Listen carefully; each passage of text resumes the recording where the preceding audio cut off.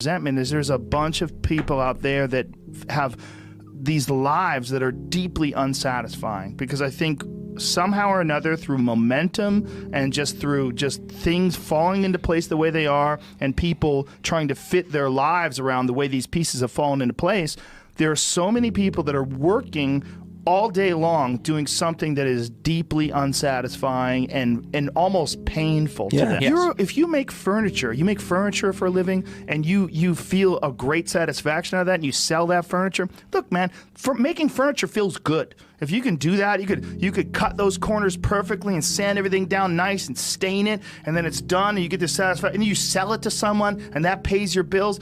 That is infinitely more satisfying than being stuck in some fucking cubicle working for someone that you don't want to work for, having to have these stupid fucking office meetings, talking to people in human resources, sitting down with your supervisor where they evaluate your job performance, and you're not really, you really need to be enthusiastic about this company. This company is your future. This kind of you're like, fuck, kill me now.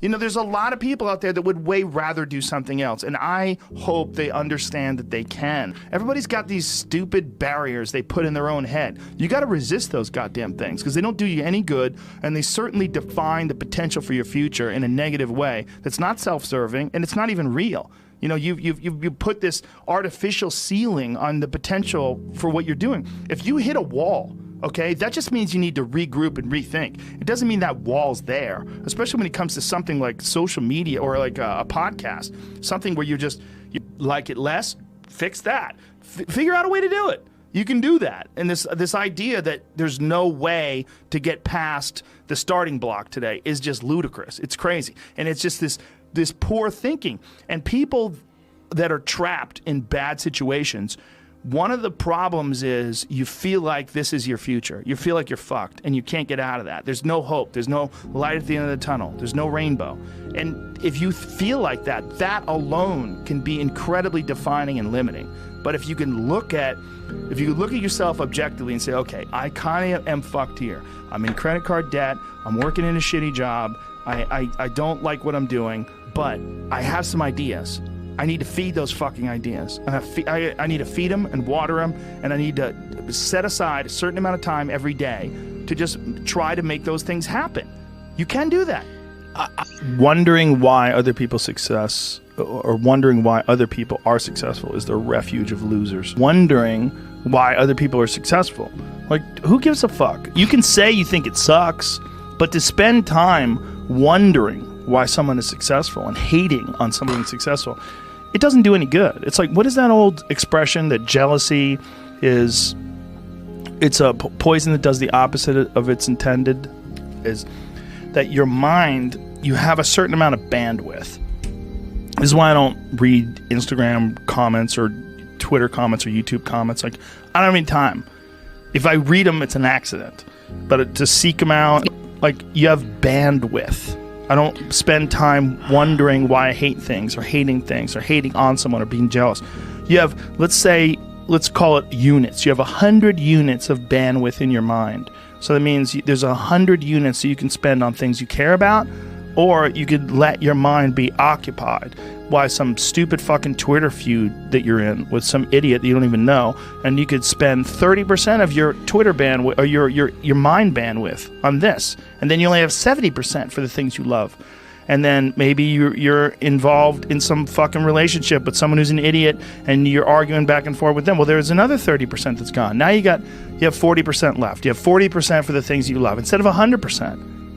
But if you only concentrate on the things you care about that mean something to you, and I think that there's a lot of people out there that think somehow or another you're going to get to some place where you're living in silk sheets and you're getting your toes done while someone's dropping grapes into your mouth. I don't want that. I've never wanted that. That guy's not going to be happy. He's going to be bored. An hour into the grapes, you're going to get those fucking grapes away from me. Stop painting my toes. What am I doing in this bed? I got to do something. I'm not stimulated. The human organism, the animal that we are, needs constant stimulation because it evolved trying to find food and escape enemies, and find shelter, escape nature, escape the elements, try to survive, And this is the great joy that you have in taking care of your children, that you can protect your children from the elements and the enemies and feed them. And it's also the great sadness that you see in losers. When I see a loser, I see some guy who's 43 years old, lives in his parents' basement, and he fucking hates the world. I'm like, that was a baby. Man, this is a baby that somebody just gave shitty nutrients to, whether it's nutrients in the forms of food or in the form of thoughts and ideas and examples, and this kid developed these horrible self-defeating patterns of behavior that have led them to this point where they're this middle-aged person with no future and no idea of how to get out of this rut, and probably never will escape it, and might just wind up sucking on a gun. You know, I mean, this is the world that we live in today. And I think part of that world is because we have been fed this line of horseshit that you're supposed to seek comfort. And I don't think you are. I think you're supposed to seek lessons, and you're supposed to seek difficult tasks and accomplishments. And through those things, and through doing things that are hard to do, even if it's just a fucking 90-minute hot yoga class. I do a 90-minute yoga class, man. Those last 20 minutes, I do not want to be there, man. And I definitely don't want to give 100%. And I can cheat. I can kind of half-ass it. I can. But if I don't, and I get through it, when that time is up and the lady says namaste and everybody gets up, I'm like, fuck, man, I made it. You know, I lost 15 pounds. My fucking yoga mat is drenched to the point where I could literally wring it out and fill a jug up with water. But through that struggle, I will now have a better day, and I better fucking do it again tomorrow or do something else, because if I just think, well, tomorrow I'm just going to coast and eat Twinkies and watch TV. Oh, hello, sadness, my old friend. Hello, depression. Because when you're not doing anything, you feel like shit. And that's just a part of being a human being. And we can pretend that we're something other than what we really are, and we can pretend, nah, me, man, I'm just cool, just chilling, doing nothing. Bullshit. You're a fucking human. You're a human being. You evolved from the fucking hundreds of thousands of years of hunters and gatherers and people that were struggling. Those human reward systems are carved deeply into your DNA. And if you don't respect that, if you don't respect the mechanism of happiness and fulfillment and what you really need to do in order to feel satisfied in life, camaraderie, love, family, friendship, struggle, testing yourself, learning, all those things are imperative. They're all a giant part of being a person. Concentrating on people that suck or being jealous about people that are doing well does me zero good. But instead, if someone does well, I can be inspired and I can get fired up by it. I mean, I figured this out in my early 20s. I was like, okay, this is I have a poor way of looking at it, because it's a martial arts thing. Because in martial arts, like, you can't be jealous of someone else's ability. You have to realize you might have to fight them someday. So by realizing that they're really good, you're forced to be objective about it. And you have to go to work. Like, you have to go, fuck, that guy's better than me. I got to get better. And you have to go to work. Right. There's no positive benefit in underestimating someone. Underestimating someone will get you fucking killed. Like, literally. You're gonna get. But this is something I've cultivated for a long time and avoided things that make me unhappy and figured out what those things are and been very rigid about eliminating them from my life. And one of the big ones is eliminating interactions with people that are negative. That is gigantic. And because I've realized that I'm not really as independent as I used to like to think I was. I used to like to think that my thought process was independent and that I don't give a fuck what anybody thinks. That's nonsense. People say that because they absolutely care what people think and it bothers them. So they say, I don't give a fuck. But that I don't give a fuck stuff is almost entirely nonsense. You do care. And you care in both ways. You care if people are critical of you, care if people are positive of you, but you also care if people are living positive lives and they're motivating you. That's a big one. People are fuel, and other people, it's one of the reasons why I like talking to people, one of the reasons why I like to do podcasts, because I get a lot out of, like just talking to you about your time in the monastery or your push to get to that 100 miles. Like, you get energy out of people like that, and you think about this energy and you think about this inspiration when you're doing other things. And it also sets in your mind that when you meet these exceptional people that move you, like, what are the characters, what are the qualities that they have, what are the characteristics that they possess, and those things become significant and important to you. Whereas if you live around a bunch of people that are complaining and bitching about everything, and they see the negative in everything, and they're always whining, those people are the opposite of that. They're the opposite of inspiration, and they're mud. You're just like, what? It's like you're up to your ankles in mud. You try to trudge through life. It's difficult. You're not light.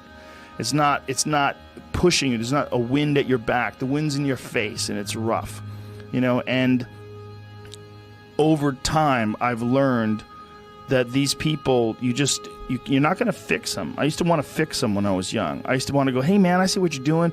Like, dude, don't do that anymore. Listen, just do this and stop doing that and start doing this. And if you just work towards this, you could be successful. And then a week later, the guy's doing the same shit. You're like, okay, right. I'm wasting a significant amount of my energy on someone who doesn't want to waste any of their energy on themselves.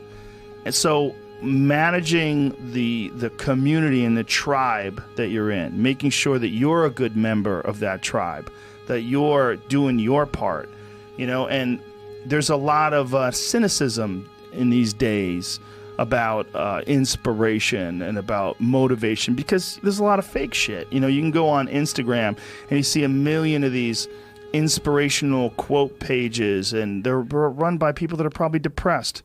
You see a lot of people that are, talking about how to get ahead in life, but they're not really doing anything themselves. So there's a lot of cynicism involved in that. But there's also sincerity in it. And you can get, if you just look at it with a pure heart and a pure mind, you can get a lot of energy out of that.